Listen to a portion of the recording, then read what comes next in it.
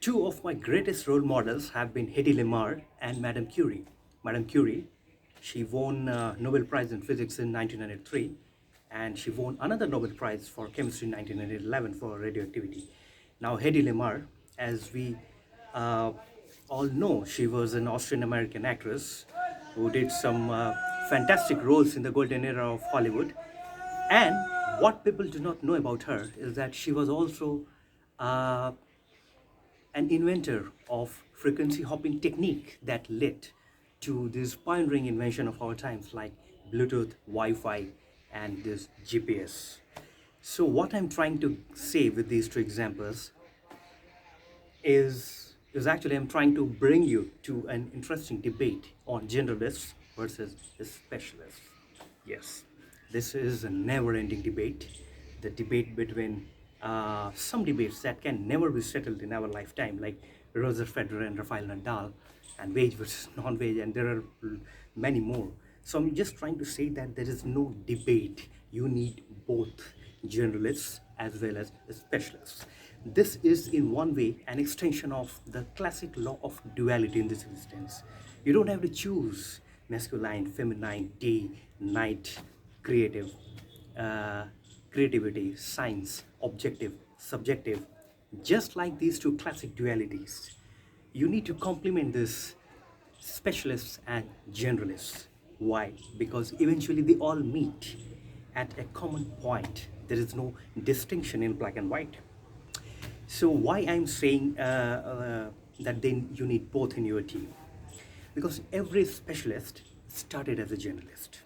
Yes.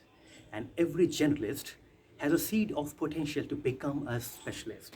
Just like Malcolm Gladwell says in his famous book Outlier, the 10,000 hour rule principle, he says that anyone who devotes 10,000 hours in any practice can become a specialist.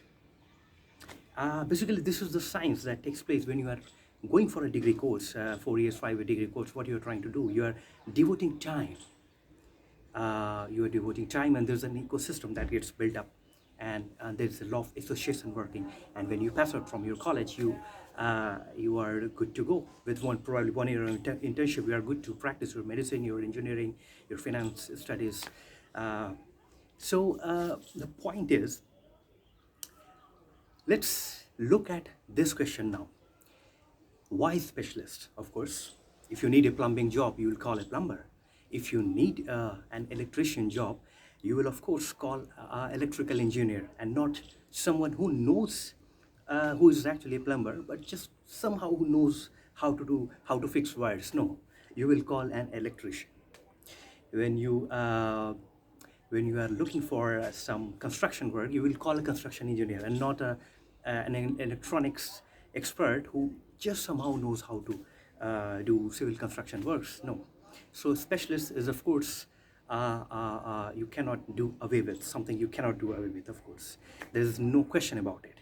Now coming to the journalist, do journalists add any value?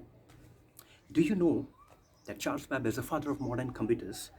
When he made computational machines, so he got inspired by his knowledge on the silk weaving industry. You may be aware of it, the punch cards. So this industry, they use cards with holes that creates a pattern in the silk weaving industry. Also, Henry Ford, his famous car manufacturing assembly line was inspired by servicing Singer sewing machine. So the knowledge of one industry is being remarkably being applied into some industry which is completely different from the original. So inside from one industry, if you are aware of about life in general, if you do any work in with awareness, you can apply insights from one field and apply that insight beautifully to generate remarkable inventions in some other field.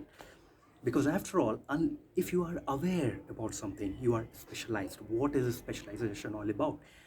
If you are doing anything, learning anything with awareness, that is specialization. Or else you can do a 4 year.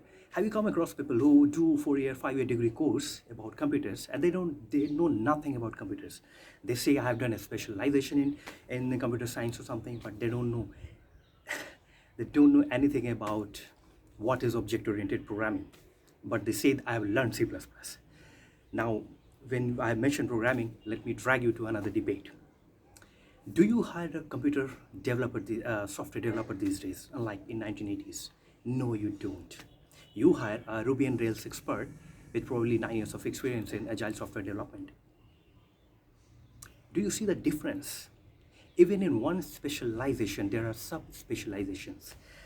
Like Python is a general purpose programming language, but if you are too much on statistics, if you are dealing with a project that is high on statistics, you will go for R. So Python versus R is one example, just like that. Angular versus React framework is another example. So one is being used by Google, another is used by Facebook. So within one specialization, there are so many sub-specializations. So within one group, there are another debate on generalization. Python is more generalized and R is more specialized for data science. So it's very, very tricky, this whole situation. This is why I'm saying every generalist carries a seed to become a specialist, and every specialist was once a generalist. So you need a specialist. Of course, if I'm looking for a specialized job, I will call a specialist. But it's not that generalists are good for nothing. No, it's the generalists that go for so many inventions. And this practice, this pre-assumption that if you are good in one industry, you cannot be, you are not to be taken seriously in another field. No. This is why I gave you the example of Hedy Lamarr. And I give you an example of Marie Curie. So Marie Curie, because why I gave the example of Marie Curie is because I've heard people saying, oh, I was always good with physics since childhood. Oh, I was always good at mathematics since my childhood. No. In your childhood, you did not even know how to count fingers. So you became specialist with time. And you do not know 20 years down the line probably in what way you are going to specialize in some other field. What specialization you're talking about? Because today's specialization were built on the stacks of yesterday's problem. Tomorrow, you don't know. Half of your job is going to be done by AI. So you need to be very careful. So what I'm calling for is smart specialists and smart generalists. Now the final answer, final solution. Who you should hire more, generalists or specialists in your team? All right. So let me give my solution.